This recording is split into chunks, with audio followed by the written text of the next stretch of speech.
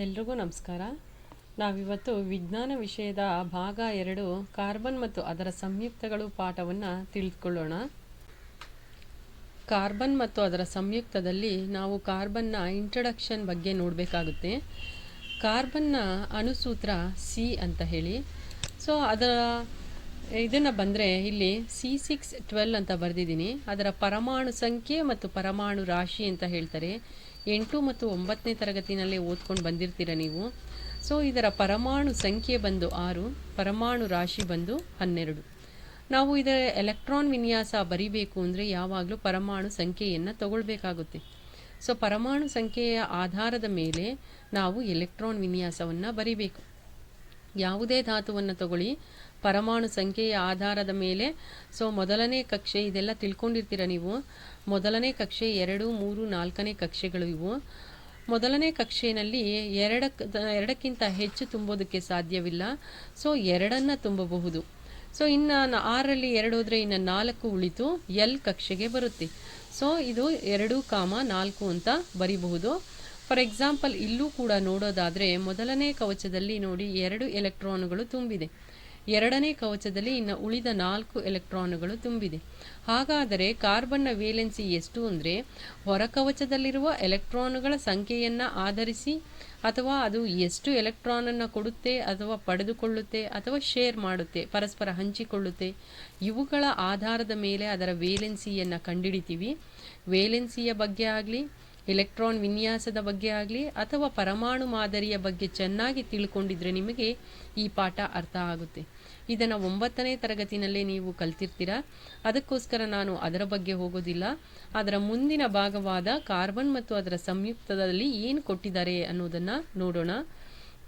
Carbon ಅಂತ ಹೇಳ್ತಿದ್ದಂಗೆ ನಾವು ಬಳಸುವ ಅನೇಕ ವಸ್ತುಗಳಲ್ಲಿ 90% ವಸ್ತುಗಳು ಕಾರ್ಬನ್ನಿಂದ ಆಗಿದೆ.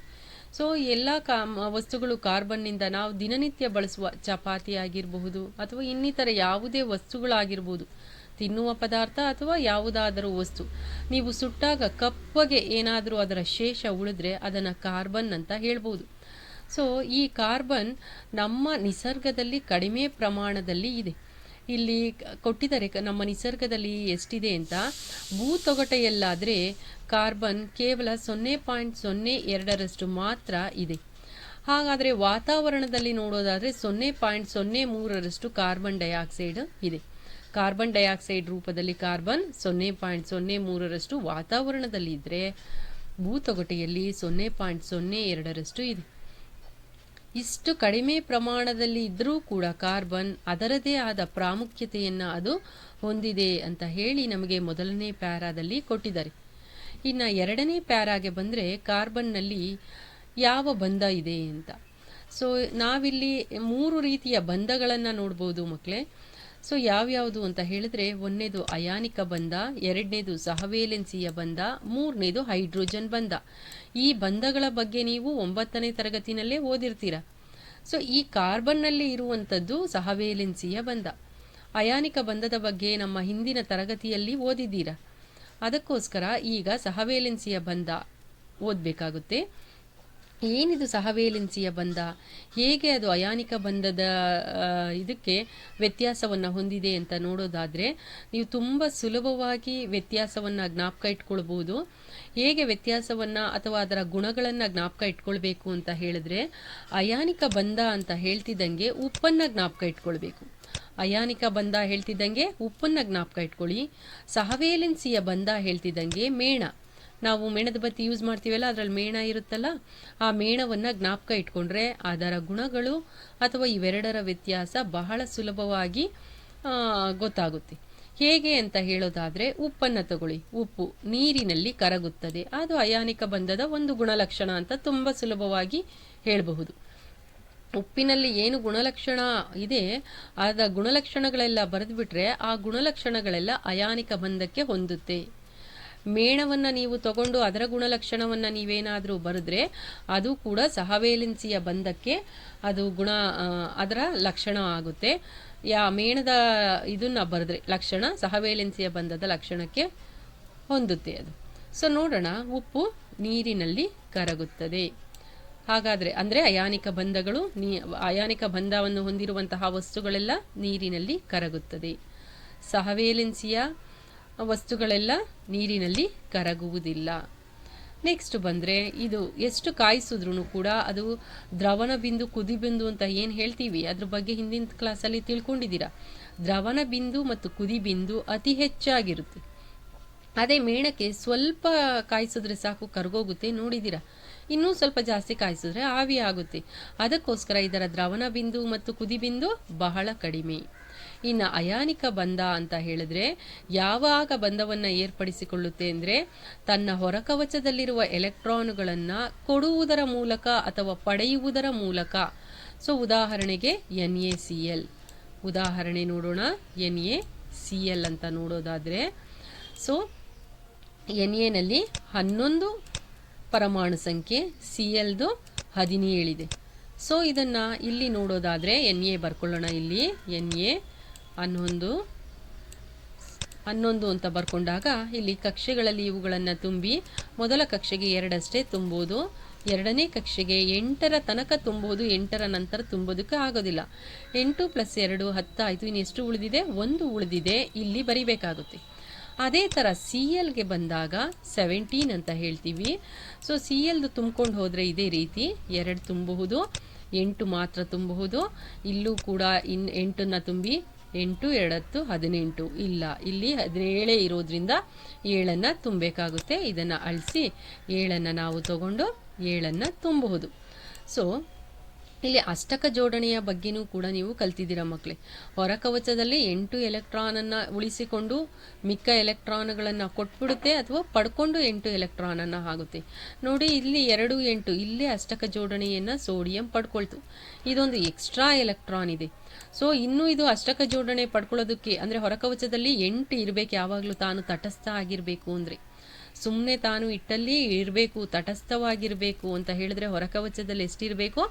8 ಎಲೆಕ್ಟ್ರಾನ್ ಇರಬೇಕು. ಆದರೆ ಇಲ್ಲಿ ಸೋಡಿಯಮ್ಮಲ್ಲಿ ಹೊರಕವಚದಲ್ಲಿ 1 ಎಲೆಕ್ಟ್ರಾನ್ ಇದೆ.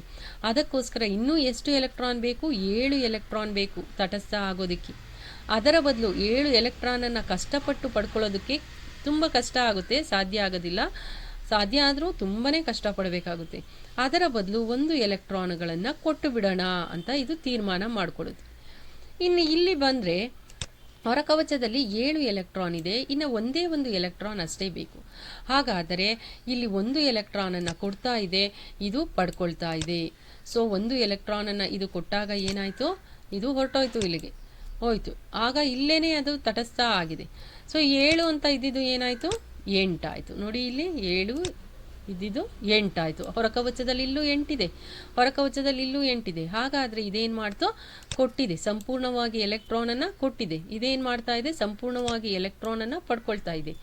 NaCl ಅಂದರೆ ಉಪ್ಪು ಅಯಾನಿಕ ಬಂಧ ಅಂದರೆ ತನ್ನ ಹೊರಕವಚದಲ್ಲಿರುವ ಎಲೆಕ್ಟ್ರಾನನ್ನು ಕೊಡುವುದರ ಮೂಲಕ ಅಥವಾ ಪಡೆಯುವುದರ ಮೂಲಕ ಬಂಧವನ್ನು ಏರ್ಪಡಿಸಿಕೊಳ್ತು Na ಮತ್ತು Cl. ಇದನ್ನೇ ಅಯಾನಿಕ ಬಂಧ ಅಂತ ಹೇಳ್ತೀವಿ ಮಕ್ಕಳೇ. ಇನ್ನೊಂದ್ಸಲ ಹೇಳ್ತೀನಿ ನೋಡಿ. Na ಅನ್ನೋದರಲ್ಲಿ ಹೊರಕವಚದಲ್ಲಿ 8 2 8 1 ಅಂದರೆ ಹೊರಕವಚದಲ್ಲಿ ಇಷ್ಟು ಎಲೆಕ್ಟ್ರಾನುಗಳಿತ್ತು, 1 ಎಲೆಕ್ಟ್ರಾನ್ ಇದೆ. 2 8 ಆದಮೇಲೆ ಹೊರಕವಚ ಇದು 3ನೇ ಕವಚದಲ್ಲಿದೆ. ಕ್ಲೋರಿನ್ಗೆ ಬಂದರೆ ಹೊರಕವಚದಲ್ಲಿ 7 ಎಲೆಕ್ಟ್ರಾನುಗಳಿತ್ತು. ಇದು 8 ಆಗಬೇಕು ಹೊರಕವಚದಲ್ಲಿ, ಯಾವಾಗಲೂ ತಟಸ್ಥ ಆಗಿರಬೇಕು ಅಂತ ಅಂದರೆ. ಹಾಗಾದರೆ ಈ 1ನ್ನು ಏನು ಮಾಡ್ತು? ಅದು ಬೇಡ, ನಾನು ಇಲ್ಲೇ ತಟಸ್ಥ ಆಗಿಬಿಡ್ತೀನಿ, ಈ 1 ಬೇಡ, ಇನ್ನೂ 7 ಪಡ್ಕೊಳ್ಳೋಕೆ ನನ್ನ ಕೈಲಿ ಆಗಲ್ಲ ಅಂತ ಹೇಳಿ ಕೊಡ್ತಾ ಇದೆ. ಅಲ್ಲೇ ಪಕ್ಕದಲ್ಲಿ ಇರುವಂತಹ ಕ್ಲೋರಿನ್ನು ನನ್ನ ಹತ್ರ 7 ಇದೆ, ಇನ್ನು 1 ಆದರೆ ಸಾಕು ನನಗೆ ಕೊಡು ಅಂತ ತಗೊಳ್ತಾ ಇದೆ. ಈ ರೀತಿ ಒಂದು ಸಂಪೂರ್ಣವಾದ ಎಲೆಕ್ಟ್ರಾನನ್ನು ಕೊಡುವುದರ ಮೂಲಕ ಇನ್ನೊಂದು ಪಡೆದುಕೊಳ್ಳುವುದರ ಮೂಲಕ 2 ಏನು ಮಾಡ್ತು? ಬಂಧವನ್ನು ಏರ್ಪಡಿಸಿಕೊಳ್ತು. ಇಂತಹ ಬಂಧಕ್ಕೆ ಅಯಾನಿಕ ಬಂಧ ಅಂತ ಹೇಳ್ತೀವಿ ಮಕ್ಕಳೇ. ಸೊ ಇದನ್ನೇ ಅಯಾನಿಕ ಬಂಧ ಅಂತ ಹೇಳೋದು. ಉದಾಹರಣೆಗೆ NaCl. ಸೊ ಇಲ್ಲಿ ಸಹವೇಲೆನ್ಸಿಯ ಬಂಧದಲ್ಲಿ ಏನಾಗ್ಬಿಡುತ್ತೆ ಅಂತ ಹೇಳಿದ್ರೆ, ಉದಾಹರಣೆಗೆ ಹೈಡ್ರೋಜನನ್ನು ನಾವು ತಗೊಳ್ಳೋಣ. ನೋಡಿ ಹೈಡ್ರೋಜನ್ಗೆ 1 ಗೊತ್ತಿದೆ ನಿಮಗೆ. ಸೊ ಇಲ್ಲಿ ಬರೆದಾಗ ನಾವು ಹೈಡ್ರೋಜನನ್ನು ನಾವು ಇಲ್ಲೇ ಬರ್ಕೊಳ್ಳೋಣ, KLMN ಶೆಲ್ಲಲ್ಲಿ. ಸೊ ಹೈಡ್ರೋಜನನ್ನು ಬರ್ಕೊಂಡೆ, ಹೈಡ್ರೋಜನಲ್ಲಿ ಇದ್ದಿದ್ದೇ ಎಷ್ಟು? 1. ಸೊ ಇಲ್ಲಿ ಮೊದಲನೇ ಕವಚಕ್ಕೆ ಬರದೆ, ಇಲ್ಲೂ ಕೂಡ ತಟಸ್ಥ ಆಗಬೇಕು. ಮೊದಲನೇ ಕವಚದಲ್ಲಿ ತಟಸ್ಥ ಆಗಬೇಕು ಅಂದರೆ 2 ಇರಬೇಕು. ಇನ್ನು ಮಿಕ್ಕಿದ ಕವಚಗಳಲ್ಲಿ ತಾನು ತಟಸ್ಥ ಆಗಬೇಕು ಅಂದರೆ 8 ಇರಬೇಕು. ಆ ರೀತಿ ಬರ್ಕೊಳ್ಳೋಂಗೆ ನೋಡಬೇಕು. ಸೊ ಇಲ್ಲಿ ಒಂದೇ ಒಂದಿದೆ, ಇನ್ನು ಎಷ್ಟು ಬೇಕು ತಾನು ತಟಸ್ಥ ಆಗಕ್ಕೆ? ಮತ್ತೊಂದು ಬೇಕು. ಹಾಗಾಗಿ ಹೈಡ್ರೋಜನ್ ಏನು ಮಾಡ್ತು, ತನ್ನ ಪಕ್ಕದಲ್ಲೇ ಇನ್ನೊಂದು ಹೈಡ್ರೋಜನ್ ಇತ್ತಂತೆ, ಪಕ್ಕದಲ್ಲೇ ಹೈಡ್ರೋಜನ್ ಇತ್ತು. ಸೊ ಅಯಾನಿಕ ಬಂಧದ ಪ್ರಕಾರ ಕೊಡು ಅಂತ ಹೇಳಿದ್ರೆ ಇದು ಏನಾದರೂ ಕೊಟ್ಬಿಟ್ರೆ ಇಲ್ಲಿ 0 ಆಗ್ಬಿಡುತ್ತೆ. ಕೊಡೋದಕ್ಕೆ ಇಷ್ಟಪಡಲ್ಲ, ತನ್ನ ಹತ್ರ ಇರೋದನ್ನು ಕಳ್ಕೊಂಡು ಕೊಟ್ಬಿಡೋದಕ್ಕೆ ಇಷ್ಟಪಡಲ್ಲ. ಹಾಗಾದರೆ ನಿನ್ನ ಹತ್ರನೂ ಹೊಂದಿದೆ, ನನ್ನ ಹತ್ರನೂ ಹೊಂದಿದೆ ಅಂತ ಹೇಳಿ ಇವುಗಳು ಏನಾಯಿತು, ಪರಸ್ಪರ ಹಂಚಿಕೊಳ್ತು. ಸೊ ಇಲ್ಲಿ ಬರೆದು ತೋರಿಸ್ತಿದ್ದೀನಿ ನೋಡಿ, ಇದರಲ್ಲಿ ಇರುವಂತಹ ಹತ್ರಕ್ಕೆ ಬಂತು. ಸೊ ಇದರಲ್ಲಿ ಇರುವಂತಹ ಎಲೆಕ್ಟ್ರಾನು, ಈ ಹೈಡ್ರೋಜನಲ್ಲಿರೋ ಎಲೆಕ್ಟ್ರಾನ್ ಇಲ್ಲಿಗೆ ಬಂದಿದೆ, ಈ ಹೈಡ್ರೋಜನ್ ಅಲ್ಲಿರುವ ಎಲೆಕ್ಟ್ರಾನು ಇಲ್ಲಿಗೆ ಬಂದಿದೆ. ಇಂಟು ಅನ್ನೋದನ್ನು ಎಲೆಕ್ಟ್ರಾನ್ ಅಂದ್ಕೊಳ್ಳಿ. ಸೊ ಇಬ್ಬರು ಪರಸ್ಪರ ಹಂಚಿಕೊಂಡ್ಬಿಡೋಣ ಅಂತ ಹೇಳಿ ಪಕ್ಕಕ್ಕೆ ಬರೆಸ್ಕೊಳ್ತು. ಯಾವುದನ್ನು? ಎಲೆಕ್ಟ್ರಾನನ್ನು ಬರೆಸ್ಕೊಂಡು ನೋಡಿ ಇಲ್ಲಿ ಇದು ಬಂಧವನ್ನು ಏರ್ಪಡಿಸ್ಕೊಳ್ತು. ಸೊ ಈ ಹೈಡ್ರೋಜನ್ನು ಹೀಗೆ ಬಂಧವನ್ನು ಏರ್ಪಡಿಸ್ಕೊಳ್ತು. ಹಾಗಾದರೆ ಇಲ್ಲಿರುವ ಎಲೆಕ್ಟ್ರಾನು ಇದಕ್ಕೂ ಆಗ್ತಾ ಇದೆ ನೋಡಿ, ಇದಕ್ಕೂ ಕೂಡ ರೌಂಡ್ ಸುತ್ತಕೊಂಡಿದೆ, ಇದಕ್ಕೂ ಕೂಡ ರೌಂಡ್ ಸುತ್ತಕೊಂಡಿದೆ ನೋಡ್ಕೊಳ್ಳಿ. ಸೊ ಇಲ್ಲಿರುವ 2 ಹೈಡ್ರೋಜನ್ ಇದಕ್ಕೂ ಆಗ್ತಾ ಇದೆ, ಈ ಹೈಡ್ರೋಜನ್ಗೂ ಈ ಹೈಡ್ರೋಜನ್ಗೂ ಆಗ್ತಾ ಇದೆ. ಹಾಗಾದರೆ ಈ ಹೈಡ್ರೋಜನ್ಗಳೆರಡು ಏನಾಯಿತು, ಪರಸ್ಪರ ಸಹವೇಲೆನ್ಸಿಯ ಬಂಧವನ್ನು ಜೊತೆಯಾಗಿ ಹಂಚಿಕೊಂಡಿರೋದು. ಸೊ ವೇಲೆನ್ಸ್ ಎಲೆಕ್ಟ್ರಾನುಗಳನ್ನು ಪರಸ್ಪರ ಹಂಚಿಕೊಂಡು ತಾನು ಬಂಧವನ್ನು ಏರ್ಪಡಿಸ್ಕೊಳ್ತಾ ಇದೆ. ಇಂತಹ ಬಂಧವನ್ನು ಸಹವೇಲೆನ್ಸಿಯ ಬಂಧ ಅಂತ ಹೇಳ್ತೀವಿ. ಈ ಸಹವೇಲೆನ್ಸಿಯ ಬಂಧ ನಾವು ಕಾರ್ಬನ್ನಲ್ಲಿ ನೋಡಬಹುದು. ಕಾರ್ಬನ್ ಮತ್ತು ಅದರ ಸಂಯುಕ್ತದಲ್ಲಿರುವಂತಹ ಕಾರ್ಬನ್ ಎಂತಹ ಬಂಧವನ್ನು ಏರ್ಪಡಿಸಿಕೊಳ್ಳುತ್ತದೆ, ಸಹವೇಲೆನ್ಸಿಯ ಬಂಧವನ್ನು ಏರ್ಪಡಿಸಿಕೊಳ್ಳುತ್ತದೆ ಅಂತ ನಾವೀಗ ಗೊತ್ತಾಯಿತು. ಸೊ ಇದಿಷ್ಟು ಅಯಾನಿಕ ಬಂಧ ಮತ್ತು ಸಹವೇಲೆನ್ಸಿಯ ಬಂಧದ ಬಗ್ಗೆ ನಮಗೆ ಇರುವಂತಹ ವ್ಯತ್ಯಾಸಗಳು ಮತ್ತು ಅವುಗಳ ಗುಣಲಕ್ಷಣಗಳು ಬೇಕು ಅಂದರೆ ಇನ್ನೂ ಅಯಾನಿಕ ಬಂಧ ಸಹವೇಲೆನ್ಸಿಯ ಬಂಧಕ್ಕೆ ಬೇಕಾದಷ್ಟು ಬರ್ಕೊಳ್ಬೋದು. ದ್ರವಣ ಬಿಂದು, ಕುದಿ ಬಿಂದು, ಕರಗುವ ಲಕ್ಷಣ, ಅವುಗಳ ಆಧಾರದ ಮೇಲೆ ಇವುಗಳನ್ನು ಬರ್ಕೊಂಡು ಹೋಗಬಹುದು. ನೆಕ್ಸ್ಟ್ ಬಂದರೆ ನಿಮಗೆ ಇಲ್ಲಿ ಲೆವಿಸ್ ಎಲೆಕ್ಟ್ರಾನ್ ಡಾಟ್ ಸ್ಟ್ರಕ್ಚರ್ ಅಂತ, ಎಲೆಕ್ಟ್ರಾನ್ನ ಚುಕ್ಕಿ ರಚನೆ ತುಂಬ ಇಂಪಾರ್ಟೆಂಟು. ಎಲೆಕ್ಟ್ರಾನ್ ಚುಕ್ಕಿ ರಚನೆ ಒಂದು ಕೊಡ್ತಾರೆ, ಇಲ್ಲಿದೆ ನೋಡಿ ಎಲೆಕ್ಟ್ರಾನ್ ಚುಕ್ಕಿ ರಚನೆ. ಇದರಲ್ಲಿ ಒಂದು ಎಲೆಕ್ಟ್ರಾನ್ ಚುಕ್ಕಿ ರಚನೆ ಎಕ್ಸಾಮ್ಗೆ ಗ್ಯಾರಂಟಿ ಬರುತ್ತೆ ಮಕ್ಕಳೇ. ಸೊ ಎಲೆಕ್ಟ್ರಾನ್ ಚುಕ್ಕಿ ರಚನೆ ತುಂಬ ಇಂಪಾರ್ಟೆಂಟ್ ಈಗ ಈ ಪಾಠದಲ್ಲಿ. ಇಷ್ಟೊತ್ತು ನೀವು ನೋಡಿದ್ದು ಹಿಂದೆ ಏನೆಲ್ಲ ಕಲ್ತ್ಕೊಂಡಿದ್ದೀರಾ ಕಾರ್ಬನ್ ಬಗ್ಗೆ ಅನ್ನುವುದರ ಇಂಟ್ರಡಕ್ಷನ್ ನೋಡ್ಕೊಂಡ್ರಿ. ಇದು ಅರ್ಥ ಆಗದೆ ಇದ್ದರೆ ಮುಂದೆ ಅರ್ಥ ಆಗೋದಿಲ್ಲ, ಅದಕ್ಕೆ ತಿಳ್ಕೊಳ್ಳಿ. ಸೊ ಇನ್ನೊಂದ್ಸಲ ಹೇಳ್ತೀನಿ ನೋಡಿ, ಕಾರ್ಬನ್ ಅಂದರೆ C ಅದರ ಸೂತ್ರ, ಅದರ ಪರಮಾಣು ಸಂಖ್ಯೆ 6, ರಾಶಿ ಸಂಖ್ಯೆ 12. ಇಲೆಕ್ಟ್ರಾನ್ ವಿನ್ಯಾಸ ಬರಿಬೇಕು ಅಂದರೆ ಯಾವಾಗಲೂ ನಾವು ಪರಮಾಣು ಸಂಖ್ಯೆಯನ್ನು ತಗೊಳ್ತೀವಿ. ಪರಮಾಣು ಸಂಖ್ಯೆಯನ್ನು ತಗೊಂಡಾಗ K ಕವಚದಲ್ಲಿ 2, L ಕವಚದಲ್ಲಿ 4 ಅಂತ ಬರ್ಕೊಂಡ್ವಿ ನಾವು ಮಿಕ್ಕಿದ್ದು. ಸೊ ಎಲೆಕ್ಟ್ರಾನ್ ವಿನ್ಯಾಸ ಗೊತ್ತಿರೋರ್ಗೆ ಇದು ಅರ್ಥ ಆಗಿರುತ್ತೆ. ಸೊ ನಂತರ ಪರಮಾಣು ಮಾದರಿಯಲ್ಲಿ ಬರೆಯೋದಾದರೆ ಈ ರೀತಿ ಕಾರ್ಬನ್ದು ಪರಮಾಣು ಮಾದರಿಯನ್ನು ಬರೆಯಿರಿ ಅಂದರೆ ಈ ರೀತಿ ಬರಿಬೇಕು. ರೌಂಡೆಲ್ಲ ನೀವು ನೀಟಾಗಿ ಹಾಕ್ಕೊಳ್ಳಿ, ಮೌಸಲ್ಲಿ ಹಾಕ್ತಾ ಇರೋದ್ರಿಂದ ನಾನು ರೌಂಡನ್ನು ನೀಟಾಗಿ ಹಾಕಿಲ್ಲ.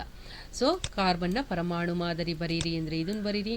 ಕಾರ್ಬನ್ನ ಎಲೆಕ್ಟ್ರಾನ್ ಹಂಚಿಕೆಯನ್ನು ಬರೆಯಿರಿ ಅಂದರೆ ಈ ರೀತಿ ನೀವು ಬರಿಬೋದು. KLMN ಅಂತ ಬಾಕ್ಸ್ ಹಾಕಿ ನೋಡಿ, ಕಾರ್ಬನ್ನ ಪರಮಾಣು ಎಲೆಕ್ಟ್ರಾನುಗಳ ಹಂಚಿಕೆ, ಇದು ಎಲೆಕ್ಟ್ರಾನುಗಳ ಹಂಚಿಕೆ ಅಂತ ಹೇಳಿ ನೀವು ಈ ರೀತಿ ಬರ್ಕೊಳ್ಬಹುದು.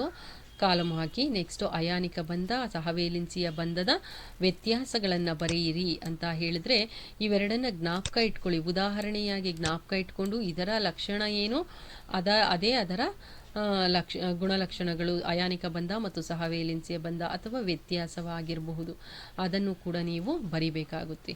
ನೆಕ್ಸ್ಟು ಬಂದರೆ ನಿಮಗೆ ಇಲ್ಲಿ ಇರುವಂತಹ ಕಾರ್ಬನ್ ಸಹವೇಲೆನ್ಸಿಯ ಬಂಧವನ್ನು ಹೊಂದಿದೆ ಅಂತ ಗೊತ್ತಾಗಿದೆ.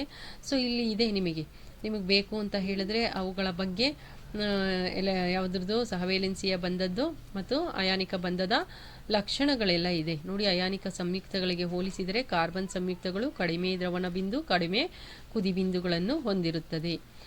ಈ ಅಣುಗಳ ಆಕರ್ಷಣಾ ನಡುವಿನ ಶಕ್ತಿ ಹೆಚ್ಚು ಪ್ರಬಲವಾಗಿರುತ್ತದೆ ಅಂತ ಎಲ್ಲ ಕೊಟ್ಟಿದ್ದಾರೆ.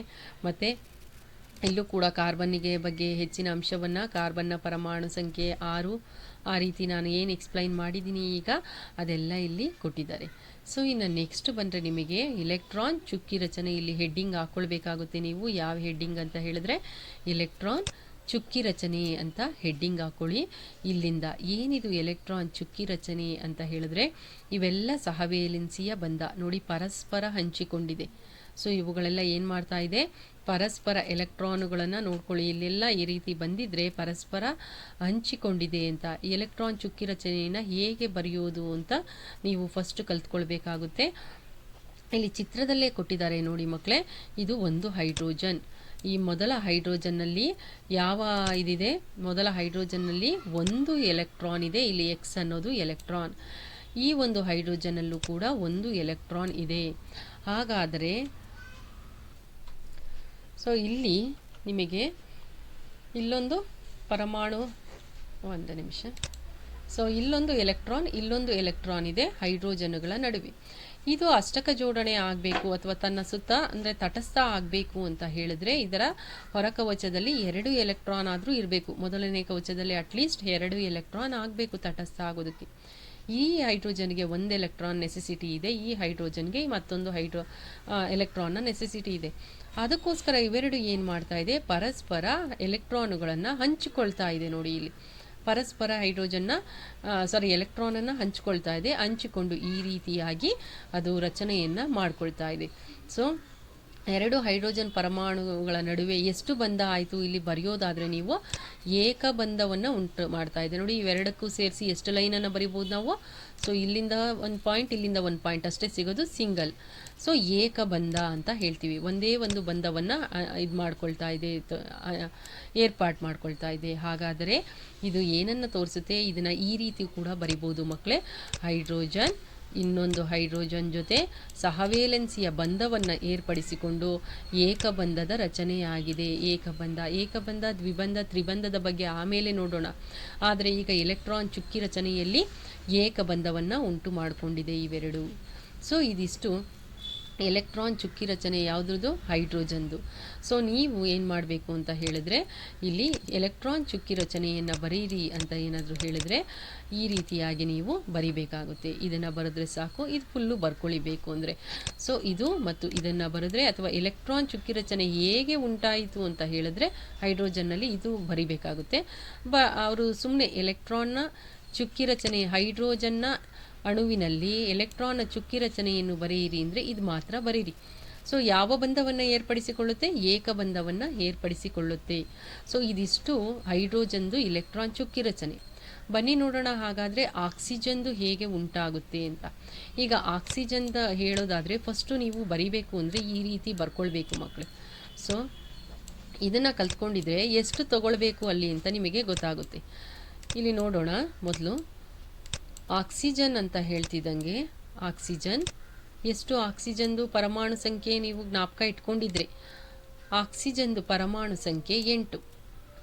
ಪರಮಾಣು ರಾಶಿ ಏನು ನೆಸೆಸಿಟಿ ಇಲ್ಲ ನಮಗೆ, ಪರಮಾಣು ಸಂಖ್ಯೆ 8. ಈ 8ಅನ್ನು ನಾವು ಹಂಚಿಕೊಂಡು ಹೋದರೆ ಇಲ್ಲಿಗೆ 2, ಇಲ್ಲಿಗೆ ಇನ್ನೆಷ್ಟು ಉಳ್ಕೊಳ್ತು, 6 ಉಳ್ಕೊಂಡಿದೆ. ಸೊ 2, 6 ಉಳ್ಕೊಂಡಿದೆ. ಹಾಗಾದರೆ ಇದನ್ನು ಹೇಗೆ ಬರೆಯೋದು, ಮೊದಲು ನೀವು ಕೈವಾರ ತಗೊಂಡು ಇಲ್ಲಿ ರೌಂಡನ್ನು ಹಾಕ್ಕೊಳ್ಬೇಕಾಗುತ್ತೆ. ರೌಂಡ್ ಈಗ ಓನ ಮೊದಲು ಬರ್ಕೊಳ್ಳಿ, ನೀವು ಓನ ಮೊದಲು ಬರ್ಕೊಳ್ಳಿ. ಇದು ಆಕ್ಸಿಜನ್ನ ಸುತ್ತ ಎಷ್ಟು ಬರ್ಕೊಳ್ಬೇಕು, ಇಲ್ಲಿ ಹಂಚಿಕೆ ಮಾಡ್ಕೊಂಡಿರ್ತೀರಲ್ಲ ಈ 6 ಹೊರಕವಚದಲ್ಲಿ ಎಷ್ಟಿದೆ ಅದನ್ನು ಬರ್ಕೊಳ್ಬೇಕು ಮಕ್ಕಳೇ. ಸೊ ಅದನ್ನು ಬರ್ಕೊಳ್ಳೋವಾಗ ನೀವು ಇನ್ನು ಎಷ್ಟು ಬೇಕಾಗುತ್ತೆ ಅಂತ ತಿಳ್ಕೊಳ್ಬೇಕಾಗುತ್ತೆ. ನೀವು 6 ಇಲ್ಲಿ ಬರಿತೀವಿ, ಇದರ ಸುತ್ತ ಏನು ಬರಿತಾ ಇದ್ದೀವಿ, 6 ಬರಿತಾ ಇದ್ದೀವಿ. 1 2 ಜೋಡಿಯಾಗಿ ಬರಿಬೇಕು ಯಾವಾಗಲೂ ಬರೆಯೋವಾಗ. ಸೊ 2 2 4 6 ಈ ರೀತಿಯಾಗಿ ನಾನು ಬರ್ಕೊಂಡೆ ಅಂತ ತಿಳ್ಕೊಳ್ಳಿ. ಸೊ ಇನ್ನೆಷ್ಟು ಬೇಕು ಅಷ್ಟಕ ಜೋಡಣೆ ಆಗೋದಕ್ಕೆ, ಅಷ್ಟ ಅಂದರೆ 8. ಹೊರಕವಚದ ಸುತ್ತ ಮೊದಲನೇ ಕವಚ ಆದರೆ 2 ಇರಬೇಕು, ಎರಡನೇ ಕವಚದಲ್ಲಾದರೆ 8 ಇರಬೇಕು. ಈಗ ಆಲ್ರೆಡಿ 6 ಇದೆ, ಇನ್ನೆಷ್ಟು ಬೇಕು, 8 ಆಗೋಕ್ಕೆ 2 ಬೇಕು. ಹಾಗಾದರೆ ಇಲ್ಲಿರುವಂತಹ 2ಅನ್ನು ತೆಗೆದು ಈ ಕಡೆ ಹಾಕ್ಕೊಳ್ಬೇಕು. ಯಾಕೆ, ಹಂಚ್ಕೊಳ್ಬೇಕಲ್ಲ. ಈ 2ಅನ್ನು ತೆಗೆದು ಈ ಕಡೆ ಹಾಕ್ಕೊಳ್ಳಿ. ಸೊ ಈ ಕಡೆ ಹಂಚಿಕೊಳ್ಳೋದಕ್ಕೋಸ್ಕರ ಎಷ್ಟು ಹಂಚ್ಕೊಳ್ಬೇಕು, ಇದು ಎಷ್ಟು ಬೇರೆದ್ರಿಂದ ಪಡ್ಕೊಳ್ಬೇಕು ಅಂತ ಗೊತ್ತಾಗೋದಕ್ಕೆ ಈ ರೀತಿ ಬರ್ಕೊಳ್ಬೇಕು. 2 6 ಇನ್ನೆಷ್ಟು ಬೇಕು? 2 ಬೇಕು. ಸೊ ಇನ್ನೊಂದು ಆಮ್ಲಜನಕ ತಗೊಂಡ್ರೆ ಅದಕ್ಕೂ ಕೂಡ ಎಷ್ಟು ಬೇಕಾಗಿರುತ್ತೆ? 2 ಬೇಕಾಗಿರುತ್ತೆ. ಸೊ ಇಲ್ಲಿ ಈ ರೀತಿಯಾಗಿ ಇದನ್ನು ಬರ್ಕೊಳ್ಬೇಕು. ಟೋಟಲ್ಲಾಗಿ ಎಷ್ಟು ಇರಬೇಕು? 6 ಇರಬೇಕು. ಟೋಟಲ್ಲಾಗಿ 6 ಇರಬೇಕು. ಸೊ ಎಷ್ಟು ಬೇಕು? ಇನ್ನು 2 ಬೇಕು. ಎಷ್ಟು ಬೇಕಾಗುತ್ತೆ ಅದು ಈ ಸೈಡ್ ಬರೆದಿರಬೇಕು ನೀವು. ಸೊ ನೋಡಿ, ಇಲ್ಲಿ ಇದು ಇಷ್ಟಕ್ಕೆ ಈ ರೀತಿ ಹಂಚ್ಕೊಳ್ತು. ಈ 2 ಈ ಕಡೆಗೆ ಹಂಚ್ಕೊಂಡಿದೆ. ಈ 2 ಏನು ಮಾಡ್ತು? ಈ ಕಡೆಗೆ ಹಂಚ್ಕೊಳ್ತಾ ಇದೆ. ಸೊ ಈ ರೀತಿಯಾಗಿ ಆಮ್ಲಜನಕದ ಇಲೆಕ್ಟ್ರಾನ್ ಚುಕ್ಕಿ ರಚನೆ, ಆಕ್ಸಿಜನ್ದು ಚುಕ್ಕಿ ರಚನೆಯನ್ನು ನೀವು ಬರಿಬೇಕಾಗುತ್ತೆ. ಇನ್ನೊಂದು ಸಲ ಹೇಳ್ತೀನಿ ನೋಡಿ ಮಕ್ಕಳೇ. ಮೊದಲು ಆಕ್ಸಿಜನ್ದು ಈ ರೀತಿಯಾಗಿ ಪರಮಾಣು ಸಂಖ್ಯೆ 8, ಅದನ್ನು ಹಂಚಿಕೆ ಮಾಡಿದಾಗ 2 ಮತ್ತು 6 ಬಂತು. ಈ 6ಅನ್ನು ಆಕ್ಸಿಜನ್ ಸುತ್ತ ಬರ್ಕೊಳ್ಬೇಕು. ಆದರೆ ಬರ್ಕೊಳ್ಳುವಾಗ ಗಮನ ಇಟ್ಕೊಳ್ಬೇಕು, ಇನ್ನು ಎಷ್ಟು ಬೇಕು? ಅಷ್ಟಕ ಆದರೆ ಇನ್ನು 2 ಬೇಕು. ಆ 2 ಬೇಕು ಎಷ್ಟು ಬೇಕು ಅಂತೀರಾ ಅಷ್ಟನ್ನು ಈ ಸೈಡ್ ಬರ್ಕೊಳ್ಳಿ. ಸೊ ಇದರ ಬಲಭಾಗ, ಇದರ ಎಡಭಾಗ ಎಷ್ಟು ಬೇಕೋ ಅಷ್ಟನ್ನು ಈ ರೀತಿ ಬರ್ಕೊಳ್ಬೇಕು. ಇನ್ನು ಮಿಕ್ಕಿದ್ದೆಷ್ಟು? 2 ಇಲ್ಲೋದ್ರೆ ಇನ್ನು 4 ಈ ಕಡೆ ಜೋಡಿಯಾಗಿ ಬರ್ಕೊಳ್ಳಿ. ಬರ್ಕೊಂಡು ನೀವು ಈ ರೀತಿಯಾಗಿ ಬಂಧವನ್ನು ಏರ್ಪಡಿಸ್ಕೊಂಡ್ರೆ ಆಕ್ಸಿಜನ್ದು ಚುಕ್ಕಿ ರಚನೆ ಗೊತ್ತಾಯಿತು. ಹಾಗಾದರೆ ಇದು ಎಷ್ಟು ಬಂಧ? ದ್ವಿಬಂಧ. ನೋಡಿ, ಇಲ್ಲೊಂದು ಬಂಧ ಏರ್ಪಡಿಸ್ಕೊಳ್ತು, ದ್ವಿಬಂಧ ಆಯಿತು. ಆಕ್ಸಿಜನ್ನ ನಡುವೆ ಯಾವ ಬಂಧ ಏರ್ಪಟ್ಟಿದೆ? ದ್ವಿಬಂಧ ಏರ್ಪಟ್ಟಿದೆ. ನೋಡಿ, ಓಗೆ ದ್ವಿಬಂಧ ಏರ್ಪಟ್ಟಿದೆ, ನೀವು ನೋಡಬಹುದು. ಇನ್ನು ನೆಕ್ಸ್ಟು ಬರೋದಾದರೆ ನೈಟ್ರೋಜನ್. ಈಗ ನೈಟ್ರೋಜನ್ನ ನಾನಿಲ್ಲಿ ಬರಿಬೇಕು ಅಂತಂದರೆ ನೈಟ್ರೋಜನ್ದು ಪರಮಾಣು ಸಂಖ್ಯೆ 7. ಸೊ ನೀವೀಗ ಇದನ್ನು ಹೇಗೆ ಜ್ಞಾಪಕ ಇಟ್ಕೊಳ್ಳೋದು? ಹೈಡ್ರೋಜನ್, ಆಕ್ಸಿಜನ್ ಅಂತ ಹೇಳಿದ್ರೆ ಹಾಡಿನ ಮುಖಾಂತರ ಕೂಡ ನೀವು ಜ್ಞಾಪಕ ಇಟ್ಕೊಳ್ಬೋದು ಮಕ್ಕಳೇ. ಯಾವ ರೀತಿ ಅಂದರೆ hydrogen and helium, lithium, beryllium, boron, carbon, nitrogen, oxygen, ಈ ರೀತಿಯಾಗಿ ಹಾಡನ್ನು ರಚಿಸ್ಕೊಂಡು ನೀವು ಹೈಡ್ರೋಜನ್ ಅಂದರೆ 1, ಹೀಲಿಯಂ ಅಂದರೆ 2, ಆ ರೀತಿಯಾಗಿ ಹೇಳ್ಕೊಂಡು ಹೋಗಬೇಕು. Hydrogen and helium, lithium, beryllium, boron, carbon, nitrogen, oxygen, ಈ ರೀತಿ ಹೇಳ್ಕೊಂಡು ಹೋಗಬೇಕಾಗುತ್ತೆ ನೀವು. ಸೊ ಈ ರೀತಿ ಹಾಡನ್ನು ಒಂದು 20 ತನಕ ರಚನೆ ಮಾಡ್ಕೊಂಡಿದ್ರೆ ಆಗ ನಿಮಗೆ ಆಕ್ಸಿಜನ್ ಅಂದರೆ 8, ನೈಟ್ರೋಜನ್ ಅಂದರೆ 7 ಅಂತ ಗೊತ್ತಾಗುತ್ತೆ. ಆರ್ಡ್ರಲ್ಲೇ ನೀವು ಕಲ್ತ್ಕೊಂಡು ಹೋಗಿರಬೇಕು ಯಾವುದನ್ನು? ಪರಮಾಣು ಸಂಖ್ಯೆಯನ್ನು. ನೆಕ್ಸ್ಟ್ ಬಂದರೆ ಈಗ ಇಲ್ಲಿ ಬರ್ಕೊಳ್ಳಿ. KLMನಲ್ಲಿ 2 ಬರ್ಕೊಂಡೆ ಇಲ್ಲಿ. ಇನ್ನು ಮಿಕ್ಕಿದ್ದೆಷ್ಟು? 5. ಹಾಗಾದರೆ ಇದಕ್ಕೆ ಇನ್ನೆಷ್ಟು ಬೇಕು? 3 ಬೇಕು. ಅಷ್ಟಕ ಜೋಡಣೆ ಆಗೋದಕ್ಕೆ 3 ಬೇಕು ಅಂತ ಹೇಳಿದ್ರೆ ನೋಡಿ, ನೈಟ್ರೋಜನ್ ಅಂತ 2 ಬರ್ಕೊಂಡು ಎಷ್ಟು ಬೇಕು ಅಷ್ಟಕ ಜೋಡಣೆಗೆ ಅಷ್ಟನ್ನು ಇಲ್ಲಿ ಬರ್ಕೊಂಬಿಡಿ. 3 ಬೇಕು ಅಷ್ಟಕ ಜೋಡಣೆಗೆ, 3 ಬೇಕು ಅಂತ ಬರ್ಕೊಂಡಿದ್ದೀವಿ. ಹಾಗಾದರೆ ಇನ್ನೆಷ್ಟಿದೆ ಹೊರಕವಚದಲ್ಲಿ? ಟೋಟಲ್ಲಾಗಿ 5 ಇದೆ. 5ರಲ್ಲಿ 3 ಬರೆದ್ಬಿಟ್ಟಿದ್ದೀನಿ. ಇನ್ನೆಷ್ಟು ಬರಿಬೇಕು? 2 ಬರಿಬೇಕು. ಯಾವಾಗಲೂ ಬರೆಯುವಾಗ ಜೋಡಿಯಾಗಿ ಬರಿಬೇಕಾಗಿರೋದ್ರಿಂದ ಈ ರೀತಿಯಾಗಿ ಬರೆದಿದ್ದೀನಿ. ಹಾಗಾದರೆ ಇಲ್ಲೂ ಅಷ್ಟೇ, ಇಲ್ಲಿ 3 ಬೇಕು ಇದಕ್ಕೂ ಕೂಡ. ಇನ್ನೆಷ್ಟು ಉಳಿತು? 5. ನೋಡಿ, ಇದು ಅರ್ಥ ಆಗದೆ ಇದ್ರೆ ನೋಡಿ, ಮೊದಲು ನೈಟ್ರೋಜನ್ದು ಪರಮಾಣು ಸಂಖ್ಯೆ ಬರ್ಕೊಳ್ಳಿ, ಅದರ ಹಂಚಿಕೆಯನ್ನು ಬರ್ಕೊಳ್ಳಿ. ಒಟ್ಟು ಎಷ್ಟಿದೆ? ಇಲ್ಲಿ 5 ಇದೆ. ನೈಟ್ರೋಜನ್ ಸುತ್ತಲೂ ಎಷ್ಟು ಬರ್ಕೊಳ್ಬೇಕು? 5 ಬರ್ಕೊಳ್ಬೇಕು. ಯಾವ ರೀತಿ ಬರ್ಕೊಳ್ಬೇಕು? 8 ಆಗೋದಕ್ಕೆ ಇನ್ನೆಷ್ಟು ಬೇಕು? 3 ಬೇಕು. ಆ 3ಅನ್ನು ಈ ಕಡೆ ಬರೋಂಗೆ ಬರ್ಕೊಳ್ಬೇಕು, ಹಂಚ್ಕೊಳ್ಳೋದಕ್ಕೆ, ಪರಸ್ಪರ ಹಂಚ್ಕೊಳ್ಳೋದು. ಇನ್ನು ಮಿಕ್ಕಿದ್ದು ಈ ಕಡೆಗೆ ಬರ್ಕೊಳ್ಳೋದು.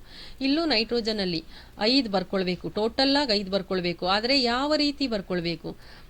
ಎಷ್ಟು ಬೇಕೋ ಅದನ್ನು ನೋಡಿಕೊಂಡು ಬರಿಬೇಕು.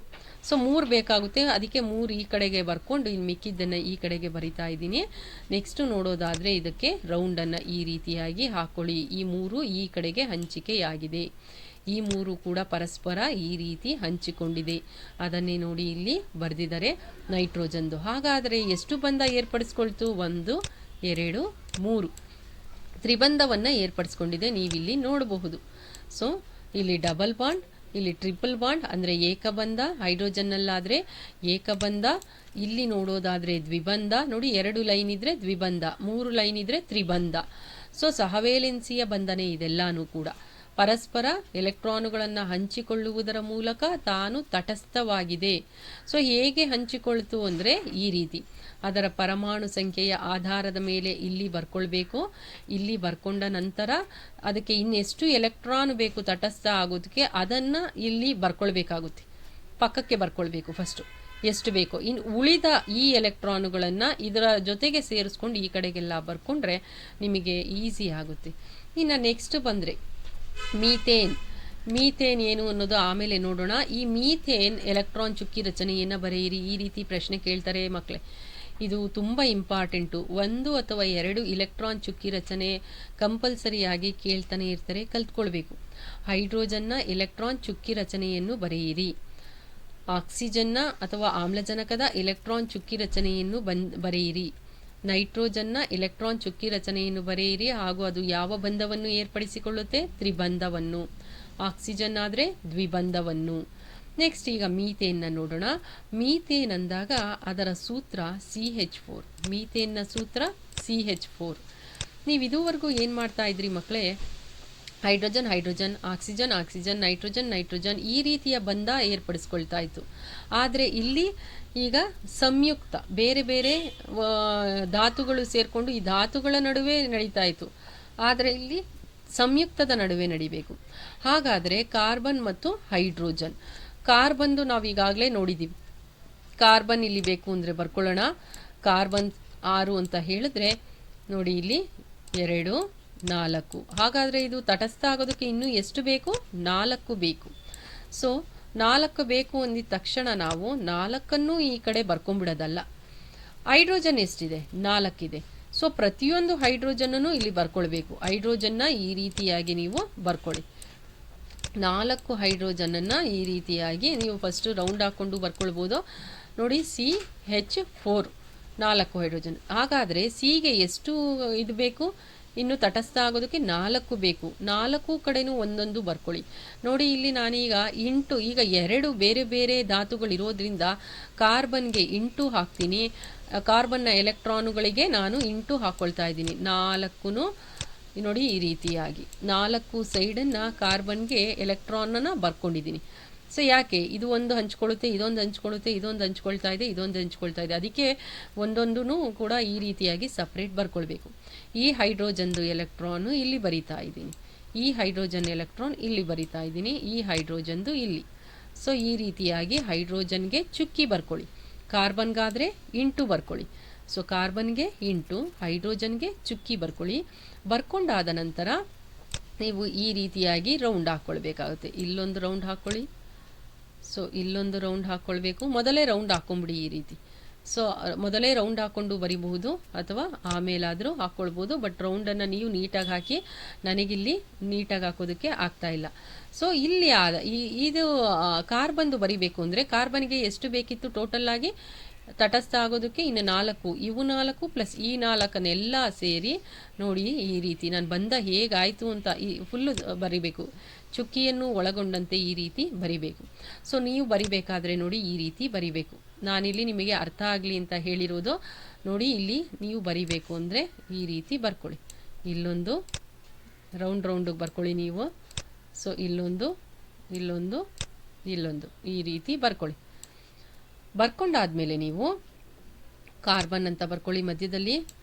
ಇಲ್ಲಿ ಹೈಡ್ರೋಜನ್, ಇಲ್ಲೊಂದು ಹೈಡ್ರೋಜನ್ ಅಂತ ಬರ್ಕೊಳ್ಳಿ. ಸೊ ಇಲ್ಲೊಂದು ಹೈಡ್ರೋಜನ್. ಈ ರೀತಿಯಾಗಿ ಹೈಡ್ರೋಜನ್ 4 ಇತ್ತು. ಸೊ ಹೈಡ್ರೋಜನ್ ಕಡೆ ಎಲ್ಲ ಏನು ಬರೀರಿ ಹಿಂದೆ? ಚುಕ್ಕಿ ಬರ್ಕೊಳ್ಳಿ. ಹೈಡ್ರೋಜನ್ ಇರೋ ಭಾಗಕ್ಕೆ ಚುಕ್ಕಿಯನ್ನು ಬರ್ಕೊಳ್ಳಿ. ಕಾರ್ಬನ್ ಇರೋ ಭಾಗಕ್ಕೆ ಏನು ಬರ್ಕೊಳ್ತೀರಾ? 8 ಬರ್ಕೊಳ್ಳಿ. ಅಂದರೆ ಇವೆಲ್ಲ ಎಲೆಕ್ಟ್ರಾನುಗಳು. ಸೊ ಕಾರ್ಬನ್ ಇರೋ ಭಾಗದ ಹತ್ರ 8, ಹೈಡ್ರೋಜನ್ ಇರೋ ಭಾಗದ ಹತ್ರ ಕರೆಕ್ಟಾಗಿ ನೀವು ನೋಡಿಕೊಂಡು ಬರೀರಿ. ಇಲ್ಲಿ ಸಾಧ್ಯ ಆಗ್ತಾ ಇಲ್ಲ ಮೌಸಲ್ಲಿ. ಸೊ ಈ ರೀತಿ ಬರೆದ್ರೆ ಮೀಥೇನ್ನ ಎಲೆಕ್ಟ್ರಾನ್ ಚುಕ್ಕಿ ರಚನೆ ಪ್ರಾಕ್ಟೀಸ್ ಮಾಡಬೇಕು. ಇದು ತುಂಬ ಇಂಪಾರ್ಟೆಂಟ್. ಇದನ್ನೇ ಇಲ್ಲಿ ಕೊಟ್ಟಿರೋದು. ನಾನು ಎಕ್ಸ್ಪ್ಲೈನ್ ಮಾಡಿದ್ದೀನಿ ಈಗ ಆಲ್ರೆಡಿ. ಇದು ಯಾವ ರೀತಿ ಬಂತು ನೋಡಿ. ಕಾರ್ಬನ್ನಲ್ಲಿ 4 ಎಲೆಕ್ಟ್ರಾನುಗಳಿದೆ ಹೊರಕವಚದಲ್ಲಿ. ಇನ್ನೂ ಎಷ್ಟು ಬೇಕಿತ್ತು? 4 ಬೇಕಿತ್ತು. ಅದಕ್ಕೋಸ್ಕರ ಅದು ಬಂದು ಇನ್ನೊಂದು ಯಾವುದಾದ್ರೂ ಒಟ್ಟಿಗೆ 4 ಕೊಡ್ತಾ ಇದ್ದಿದ್ರೆ ಒಂದೇ ಧಾತು ಇಲ್ಲಿಗೆ ಇಟ್ಕೋಬೋದಾಗಿತ್ತು. ಆದರೆ ಇಲ್ಲಿ ಅದು ಬೆರಕೆ ಆಗ್ತಾ ಇರೋದು ಯಾವುದ್ರ ಜೊತೆ? ಹೈಡ್ರೋಜನ್ ಜೊತೆ ಕಂಬೈನ್ ಆಗ್ತಾ ಇರೋದು ಹೈಡ್ರೋಜನ್ ಜೊತೆ. ಹೈಡ್ರೋಜನ್ ಒಂದೊಂದೇ ಕೊಡೋಕ್ಕೆ ಸಾಧ್ಯ, 4 ಹೈಡ್ರೋಜನ್ಗಳಿವೆ. ಅದಕ್ಕೋಸ್ಕರ ತನ್ನ ಸುತ್ತಲೂ 4 ಫಾರ್ಮೇಷನ್ ಈ ರೀತಿ ಮಾಡಿಕೊಂಡು ಈ ರೀತಿ ಮೀಥೇನ್ ಚುಕ್ಕಿ ರಚನೆ ಆಗಿದೆ. ತುಂಬ ಇಂಪಾರ್ಟೆಂಟು ಮೀಥೇನ್ ಚುಕ್ಕಿ ರಚನೆ. ಇನ್ನು ನೆಕ್ಸ್ಟು ಬರೋದಾದರೆ ನೀವು ಇದೇ ರೀತಿ ಚುಕ್ಕಿ ರಚನೆಗಳು ಕೊಟ್ಟಿದ್ದಾರೆ ನೋಡಿ. ಇಲ್ಲಿ ಈಥೇನ್ನ ಚುಕ್ಕಿ ರಚನೆ, ಮೀಥೇನ್ ಆದಮೇಲೆ ಈಥೇನ್. ಸೊ ಇಲ್ಲಿ ನೋಡಿ ಈಥೇನ್ ಅಂತ ಹೇಳಿದ್ರೆ C2H6 ಅಂತ ಇದರ ಸೂತ್ರ. ಈಥೇನ್ದು C2H6 ಅಂತ. ಇದರ ಸೂತ್ರವನ್ನು ಮೊದಲು ಬರ್ಕೊಳ್ಬೇಕಾಗುತ್ತೆ. C2H6 ಇದರ ಸೂತ್ರ. ಸಿ ಅನ್ನೋದು ಎಷ್ಟಿದೆ ಮೊದಲು ಬರ್ಕೊಂಬಿಡಿ. ಸಿ ಅನ್ನೋದು ಎಷ್ಟಿದೆ ಈ ರೀತಿಯಾಗಿ ಬರ್ಕೊಳ್ಬೇಕು. ಸಿ ಇಲ್ಲಿ 2 ಇದೆ. ಸಿ ಇಲ್ಲೊಂದು ಸಿ ಇಲ್ಲೊಂದು ಸಿ ಬರೀರಿ. ಹೆಚ್ 6 ಇದೆ. ಸೊ ಇದಕ್ಕೆ 3 ಹೆಚ್ ಬರ್ಕೊಳ್ಳಿ, ಇದಕ್ಕೆ 3 ಹೆಚ್ ಬರ್ಕೊಳ್ಳಿ.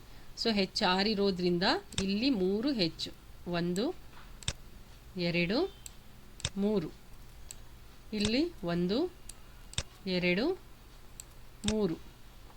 ಯಾಕೆ ಈ ರೀತಿ ಬರ್ಕೊಳ್ಬೇಕು ಅಂತ ಹೇಳಿದ್ರೆ, ಕಾರ್ಬನ್ಗೆ 4 ವೇಲೆನ್ಸಿ ಇರೋದ್ರಿಂದ ಕಾರ್ಬನ್ನ ಸುತ್ತ 4 ಕೈಗಳೇ ಇರಬೇಕು. ಕೈಗಳು ಅಂತ ತಿಳ್ಕೊಳ್ಳಿ ನೀವು ಅರ್ಥ ಮಾಡ್ಕೊಳ್ಳೋದಕ್ಕೆ. ನೋಡಿ, ಈಗ ನೋಡೋದಾದರೆ ಕಾರ್ಬನ್ ಇದೆ, ಇಲ್ಲಿ 4 ಕೈಗಳಿದೆಯಾ ನೋಡಿ, 1 2 3 4 ಇದೆ.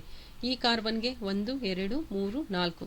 ಅದಕ್ಕೋಸ್ಕರ ನಾವು ಇಲ್ಲಿ ಕಾರ್ಬನ್ನ ಸುತ್ತ ಯಾವಾಗಲೂ 4 ವೇಲೆನ್ಸಿ ಇರೋದ್ರಿಂದ 4 ಕೈಗಳಿರಬೇಕು ಅಂತ ತಿಳ್ಕೊಳ್ಬೇಕಾಗುತ್ತೆ. ಸೊ ಇಲ್ಲಿ ನೀವು ನೋಡಬಹುದು ಈ ರೀತಿಯಾಗಿ. ಸೊ ಇದು ಕಾರ್ಬನ್ನು ಇಲ್ಲಿ ಕೊಡ್ತಾ ಇದೆ. ಒಂದೊಂದು ಕಾರ್ಬನ್ನನ್ನು ಈ ರೀತಿ ಬರ್ಕೊಂಡಿದ್ದಾರೆ, ಅದರ ಎಲೆಕ್ಟ್ರಾನುಗಳನ್ನು. ಇಲ್ಲೂ ಅಷ್ಟೇ ಅದರ ಎಲೆಕ್ಟ್ರಾನುಗಳನ್ನು ಈ ರೀತಿ, ಬೇಕು ಅಂದರೆ ಬೇರೆ ಕಲರಲ್ಲಿ ಮಾಡಿಕೊಂಡ್ರೆ ಈ ರೀತಿ ಕಾರ್ಬನ್ದು ಎಲೆಕ್ಟ್ರಾನುಗಳಿದೆ.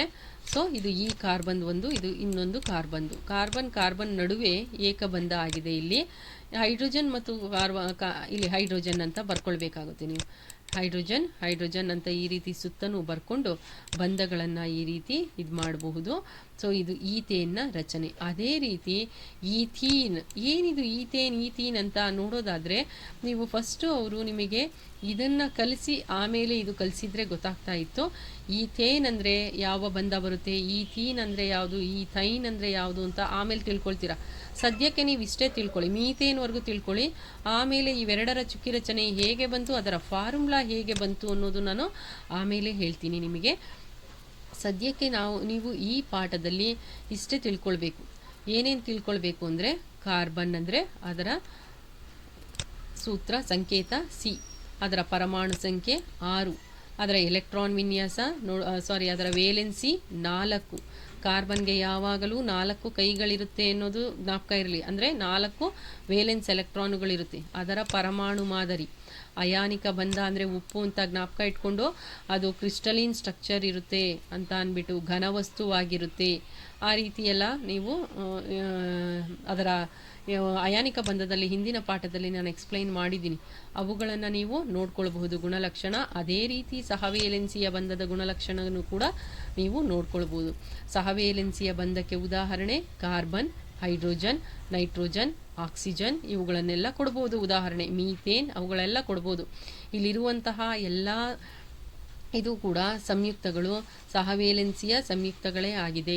ಸೊ ಹೈಡ್ರೋಜನ್ ನಡುವೆ ಬಂಧ ಹೇಗೆ ಬಂತು ಅಂತ ಹೇಳೋದು, ಅದನ್ನು ಜ್ಞಾಪಕ ಇಟ್ಕೊಳ್ಳಿ. ಬಂಧಗಳು ಹೇಗೆ, ಇಲೆಕ್ಟ್ರಾನ್ ಚುಕ್ಕಿ ರಚನೆ ಅಂತೂ ನೀವು ಇಲ್ಲಿ ತುಂಬ ಚೆನ್ನಾಗಿ ಜ್ಞಾಪಕ ಇಟ್ಕೊಳ್ಬೇಕು. ಇಲೆಕ್ಟ್ರಾನ್ ಚುಕ್ಕಿ ರಚನೆ ಬರೀಬೇಕು ಮುಂಚೆ ಈ ರೀತಿ ಹಾಕ್ಕೊಳ್ಬೇಕು. ಹಾಕ್ಕೊಂಡಾಗ ನಿಮಗೆ ಹೈಡ್ರೋಜನ್ ಪಕ್ಕದಲ್ಲಿ ಹಾಕ್ಕೊಳ್ಬೇಕಾ, ಎಷ್ಟು ಹಾಕ್ಕೊಳ್ಬೇಕು, ಆಕ್ಸಿಜನ್ ಪಕ್ಕದಲ್ಲಿ ಎಷ್ಟು ಹಾಕ್ಕೊಂಡ್ರೆ ನಾವು ಮಾಡ್ಕೊಳ್ಬೋದು ಅನ್ನೋದು ಇಲ್ಲಿ ಗೊತ್ತಾಗುತ್ತೆ ನಿಮಗೆ. ಸೊ ಇದನ್ನು ಒಂದು ಸಲ ಅರ್ಥ ಆಗದೆ ಇದ್ದರೆ 2-3 ಸಲ ಹಾಕ್ಕೊಂಡು ನೋಡಿ.